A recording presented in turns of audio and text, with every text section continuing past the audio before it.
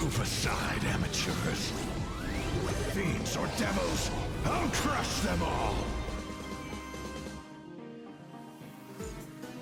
Enemy targets ready for another. Let's go. I can do this! Protect me! Protect me! I've lost my way.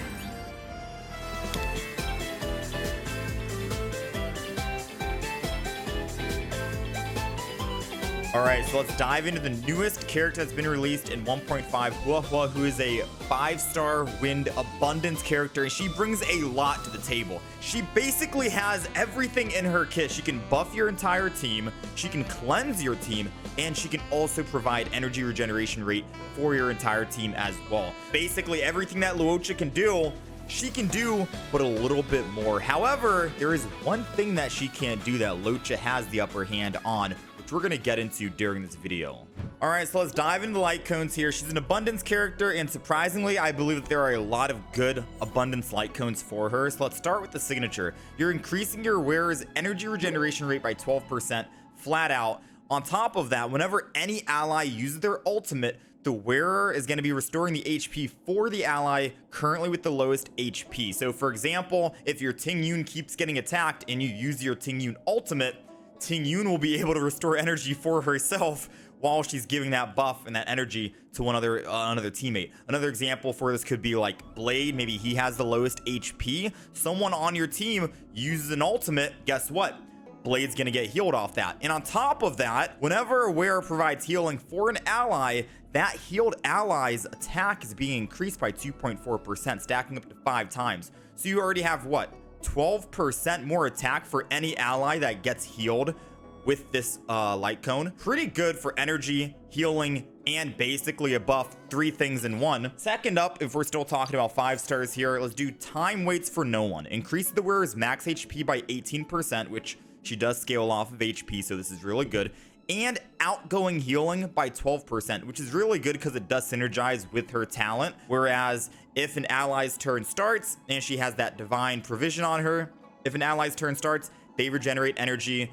When they use their ultimate, they also regenerate energy. This is really good because that outgoing healing is going to increase that. On top of which, whenever the wearer heals allies, record the amount of outgoing healing. When an ally launches an attack, a random attacked enemy takes additional damage equal to 36% of the recorded outgoing healing value. If you guys don't know, Huohuo heals a bunch, all right? She heals so much, somewhere between like 2,000, 3,000 HP, and it's a splash heal as well. So you're healing 3 targets at the same time. Really good. If we're moving on from the 5 stars over to the 4 stars, we are undergoing an event at the moment in version 1.5. I believe this is a perfect light cone for her. You're increasing the wearer's attack and you get super in position 5 guaranteed if you do the event. Increases your wearer's max HP by 12%. Good. And whenever the wearer uses their skill, increases outgoing healing by 28%. That is a huge amount of outgoing healing, which combos with her talent. We're going to get into that once we start working on the traces. Lasting for 2 turns. We'll talk about her playstyle, but TLDR, Huohuo's playstyle is basically you E, you auto attack, and then you E again, and then you auto attack. Sometimes maybe you could get by with like E once and then auto attack twice, depending on the situation, but most times she's going to be skill point neutral. This is perfect because you'll forever have that outgoing healing, which will benefit your entire team. Now, if for some odd reason you're watching this and you were not able to partake in the 1.5 events and actually get that light cone, you do have some other options here. So I do like perfect timing here. It's the best of both worlds, outgoing healing and effect res. Moving on to shared feelings for some energy, you're also increasing your outgoing healing by 10% at super in position 1, as well as whenever you're using your skill, you're regenerating 2 energy for the entire team. She already regenerates energy for the entire team, but this is even more energy. At super in position 5, 4 energy for the entire team, 20 outgoing healing. Seems nice, right? And then last but not least, you got Quid Pro if you really want to focus on more energy gain. There's 16 for a random ally who has the lowest energy value. If it is lower than 50%, you could go with that. But I would first of all recommend the Hey over here for the 4-star option, probably leaning into like perfect timing, shared feelings, etc.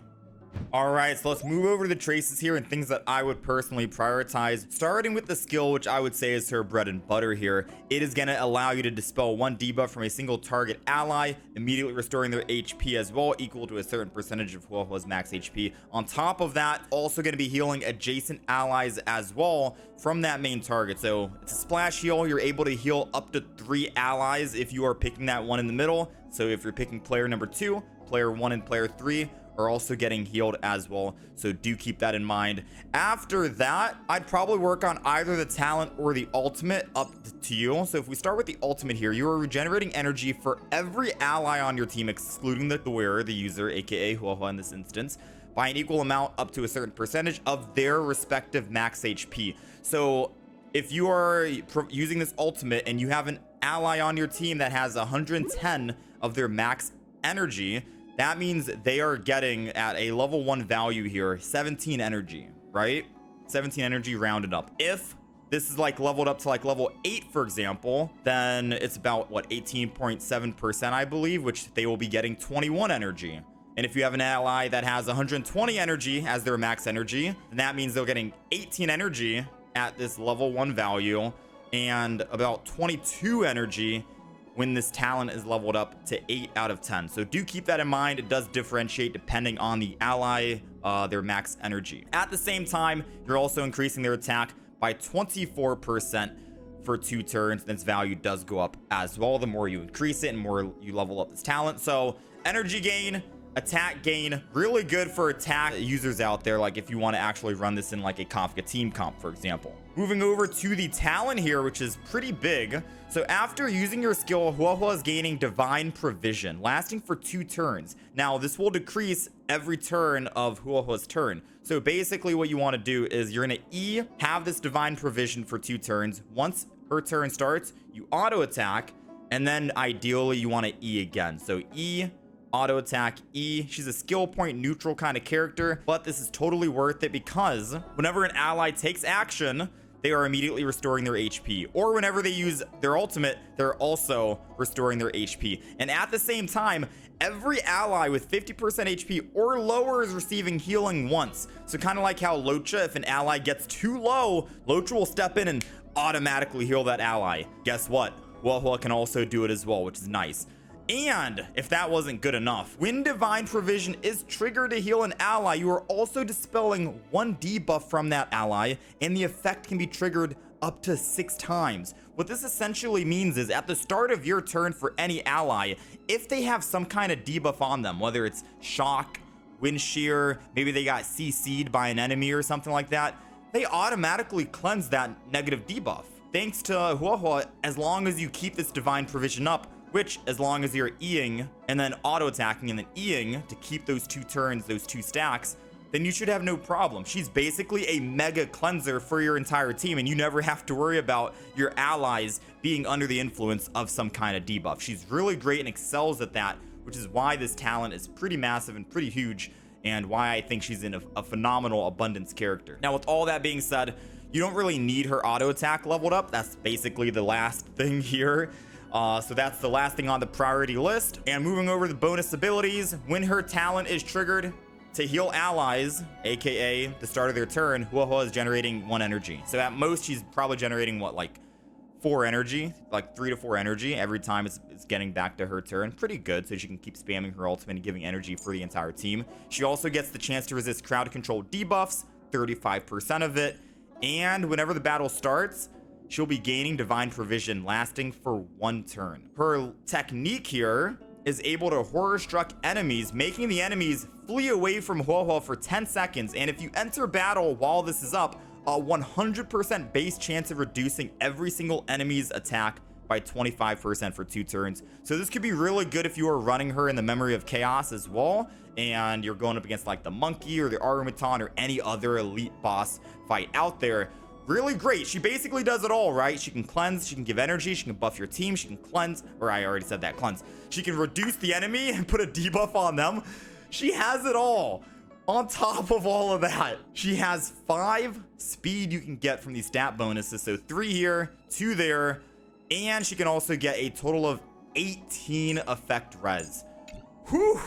However, I will say, The one thing that Luocha has over her is that she cannot remove debuffs from the enemy, aka she can't dispel buffs. She can't dispel buffs from the enemy. Luocha can do that, if you guys do remember. But with all that being aside, she's still a phenomenal abundance character, in my opinion. She has a loaded kit, and she brings a lot to the table. Okay, so after all of that, let's talk about the relics here. My recommendation for the 4-piece set bonus, first of all, I want to say Messenger Traversing Hacker Space. You're increasing your speed by 6% for the 2-piece, as well as for the 4-piece. Whenever the wearer uses their ultimate, aka her energy giving for all the teammates and attack increase for them, speed is also going to be increased for all allies by 12% for 1 turn.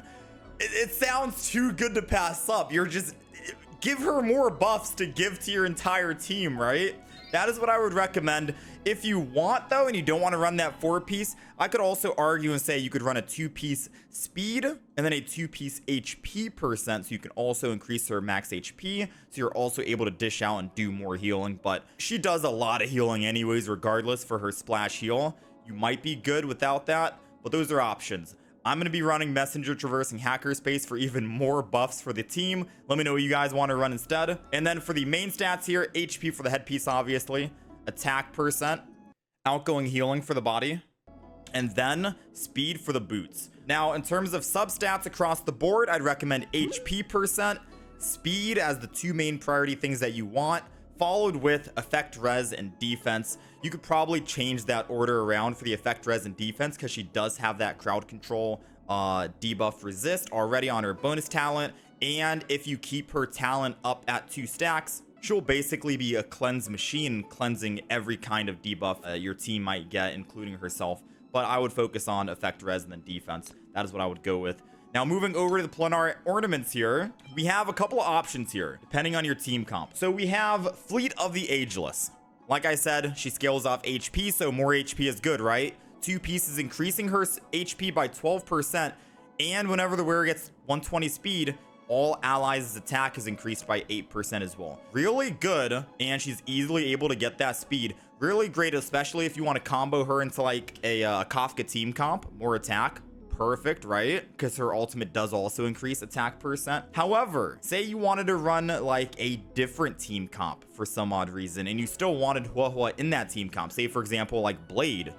I don't know if Blade's actually going to benefit from this, right? So instead, you could also run Broken Keel, increase the wearer's effect res by 10%, and whenever the wearer's effect res is at 30% or higher, all crit damage increased for allies 10%. You could rock with that. And then the third newest option as well would be this one. So energy regen, 5% for the 2-piece. And you're also increasing damage by 10% for all other allies that are the same type. So if you did want to try and force that mono wind team comp with Blade, like I just mentioned, Penacony Land of the Dreams is also an option right there. That's just more of like a niche thing though, you know, because it's going to only be for those mono team comps. So my 2 recommendations would be probably Fleet of the Ageless as like my #1 pick here. But if you are running a team with Huohuo in it that is not going to benefit the most from that attack percent, then you still have crit damage here, Broken Keel 2-piece. The main stat for the sphere is going to be HP, and then obviously the main stat for the rope is going to be energy regeneration rate.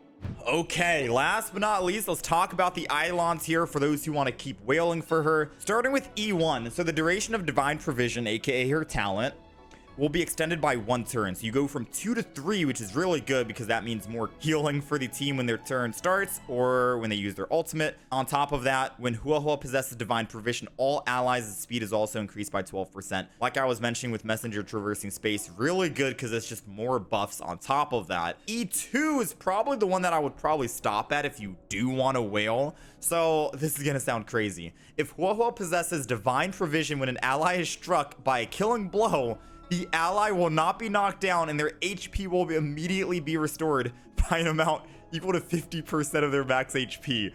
This reduces the duration of Divine Provision by 1 turn, and it can only be triggered 2 times per battle. It's literally Bailu. She's reviving any ally who gets knocked down as long as you make sure to keep those Divine Provision stacks up.